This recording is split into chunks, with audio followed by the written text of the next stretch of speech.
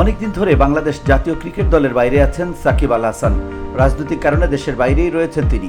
হত্যা ও দুর্নীতির অভিযোগে তার বিরুদ্ধে একাধিক মামলাও রয়েছে। ফলে সাকিব আর দেশের জার্সিতে খেলবেন কিনা সেটা এখনো আলোচনার বিষয়। তবে সব মিলিয়ে বর্তমানে তার দেশে ফেরার সম্ভাবনা ক্ষীণই।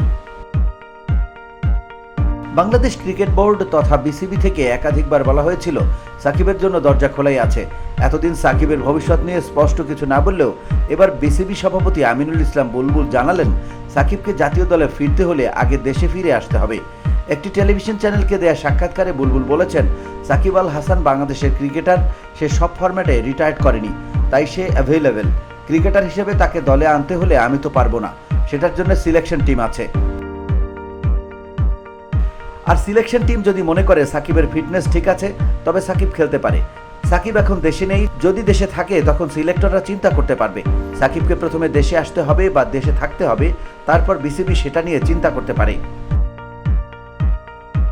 গত বছরের আগস্টে রাজনৈতিক পট পরিবর্তনের পর থেকে আর দেশে ফেরেননি ক্ষমতাচ্যুত আওয়ামী লীগের সাবেক সাংসদ সাকিব। তার বিরুদ্ধে একাধিক মামলা হয়েছে। মাঝে দেশের মাটিতে টেস্টকে বিদায় জানাতে চেয়েছিলেন, কিন্তু নিরাপত্তার অভাবে সাকিবের সেই ইচ্ছা পূরণ হয়নি। সম্প্রতি তাকে অ্যাওয়ে সিরিজে খেলানোর কথা শোনা গিয়েছিল, কিন্তু এবার বিসিবি সভাপতি ভিন্ন কথাই বললেন।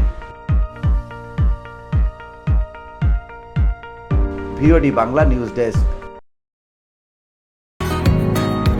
বসুন্ধরা, উত্তরা, বনশ্রী, কুড়িল ও বাড্ডা সহ রাজধানীর বিভিন্ন স্থানে অভিজাত ও অত্যাধুনিক মানের ফ্ল্যাট কেনার এক নির্ভরযোগ্য প্রতিষ্ঠান প্লেজেন্ট প্রপার্টিজ লিমিটেড। তাই আপনার স্বপ্নের আবাসনের জন্য আজই যোগাযোগ করুন।